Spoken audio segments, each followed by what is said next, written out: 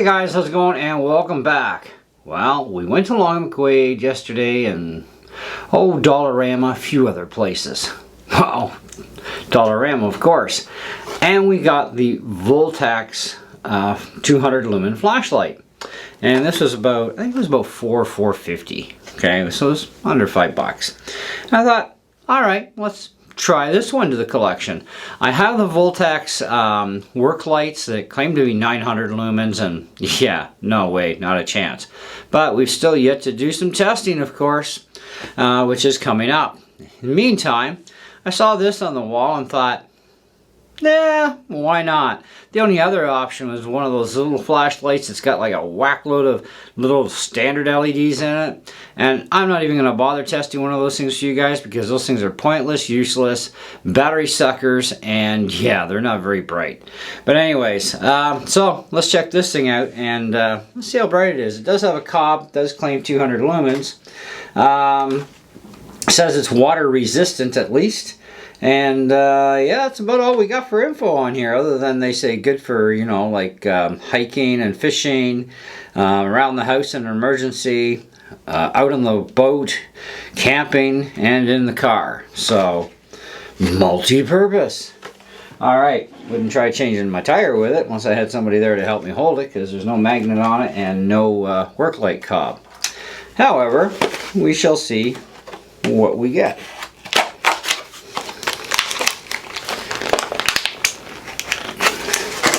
The hard part is always getting these things out of the packages, but alright, so there's our little flashlight and no zoom control, and looks like the front is our spot for opening it up, and of course we have our battery holder. Alright,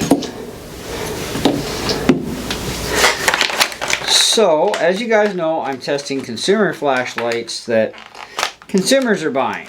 So, basically anything that's about $100 and under. Haven't quite dabbled into the more expensive stuff yet, but we're slowly getting there. Besides, we're getting some really good deals on a lot of these cheap ones, so might as well do a bunch of them before we get into the more expensive stuff. And so far, I gotta say, some of these cheaper flashlights are very impressive. You know, even though some of the ratings can be a little overexploded, still, they're pretty darn bright. Alright, so we've got our 3 cheapy batteries in it. If we get the last one in there right, there we go. Okay. And of course you do have a pointy end and a flat end. In this case, the flat goes to the bottom. There's no instructions with this flashlight.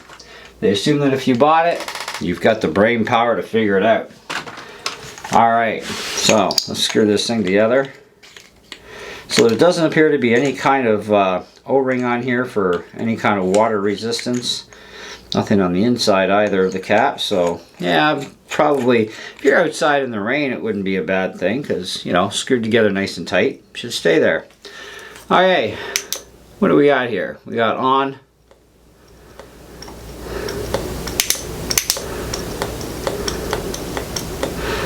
That's it, on and off, real basic unit. Actually reasonably bright too. Okay, so let's turn out the lights and get it as dark as we can in here.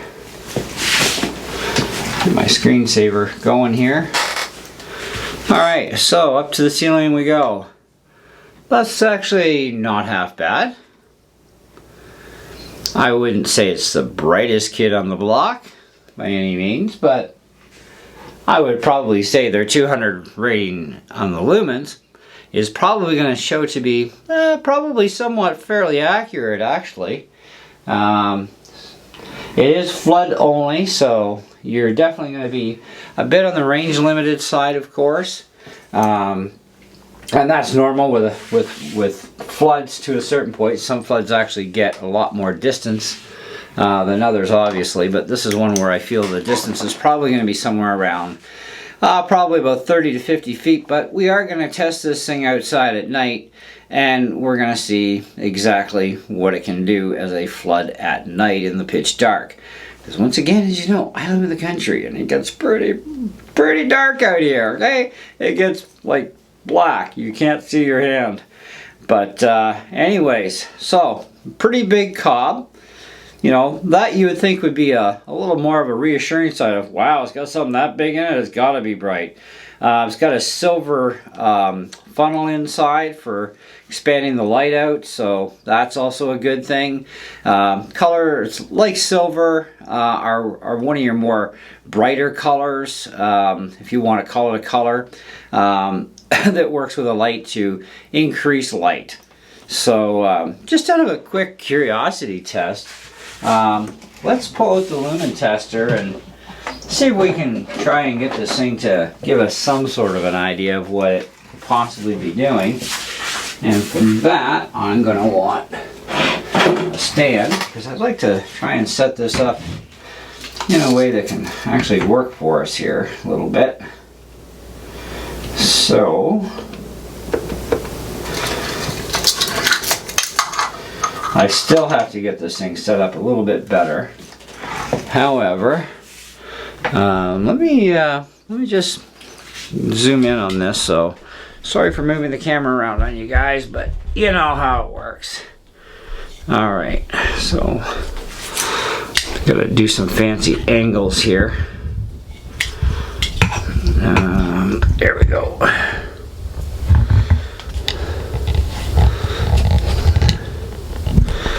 I thought, why not do this now?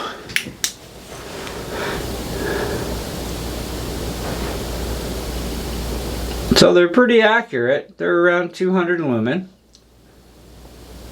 About 207, 209. You know, given that these things, you know, they fluctuate as they go. Just right about there. So yeah, we're pushing. The tricky part with these sensors is getting it right smack in the middle where you need it. So we're definitely getting just a hair over 200 lumen out of that. So pretty accurate. That's impressive. Something that's actually pretty much on par with what they say it is. So yeah, what do we think about this thing though in total? Well, so far I think it's not a bad flashlight for the money.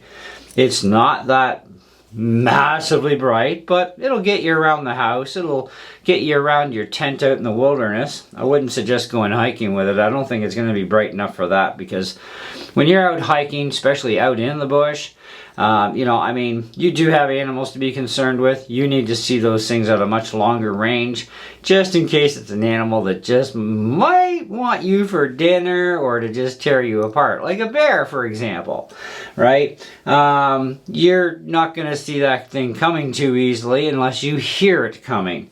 Because as far as the range of the flood goes, like I said, I'm guessing probably somewhere no more than 50 feet, but we're going to test that outside. So this will be an instant thing for you. Me, I've got to wait on the clock for the next 13 hours before it gets nighttime again, but it will be instant for you, and we'll see how it does outside. And I don't know, I guess at that time we'll have to give you our full score on this thing and let you know if it's actually worth the money.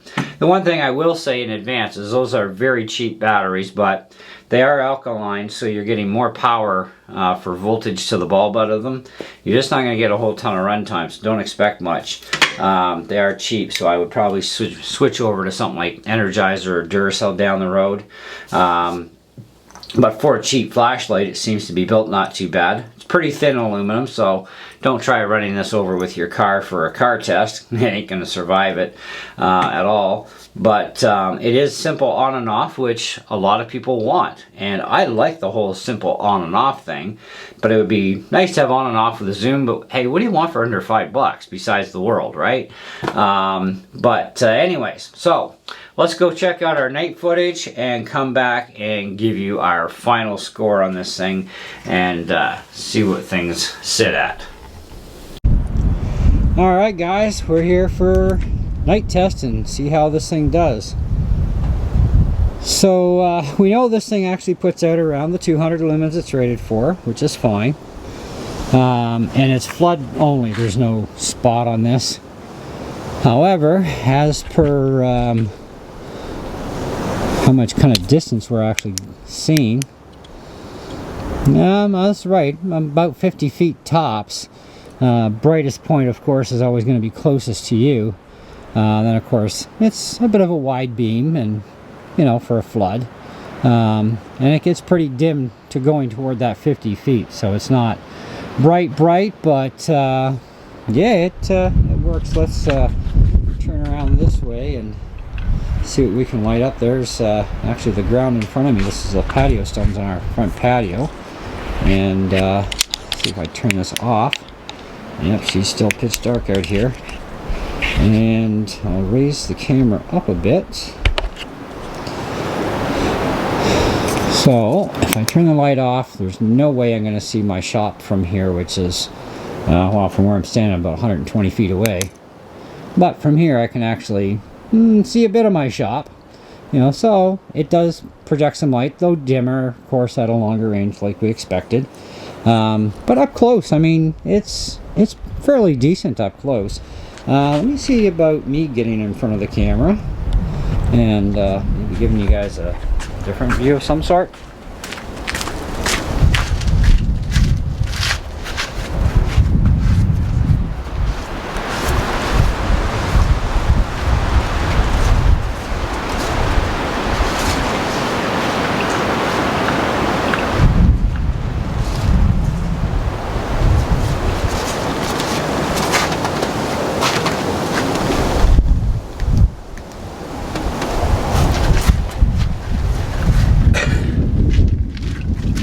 I can definitely throw some light on some trees, you know, so it's not too bad. I wouldn't be going hiking with this thing, or you know, trying to walk through the bush a whole lot, at least not if you want to see anything really good and close up. I mean, it's like I said, it's got that dimness to it, but hey, it's 200 lumens, it's a flashlight.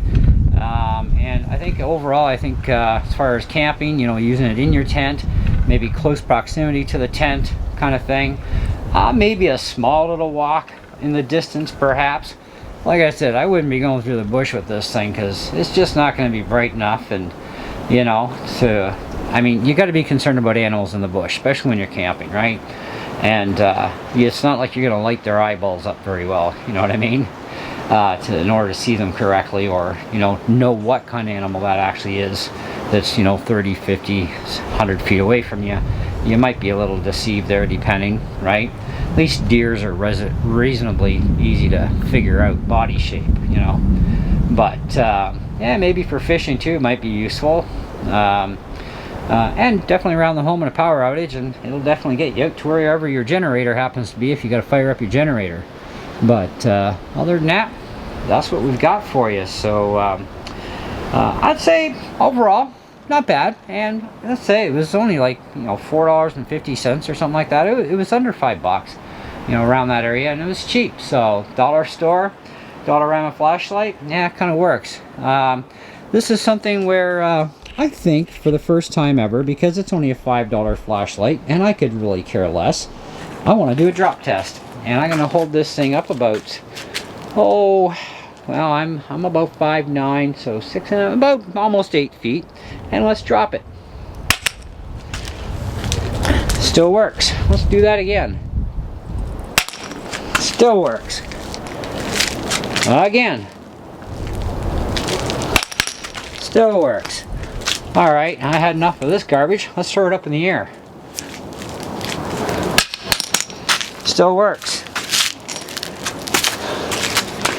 Alright, let me get get out another flashlight here and do an up close inspection. Oh, we definitely put some christening marks on her for sure. Definitely scratched up that cheap aluminum. No damage to the lens, no damage to the bulb. Just a couple scratches, that's all we got. So, durability factor, I give it pretty good. Alright, that's it. Thanks for watching. I hope you enjoyed the video. Comments below as always, and we'll see you on the next one.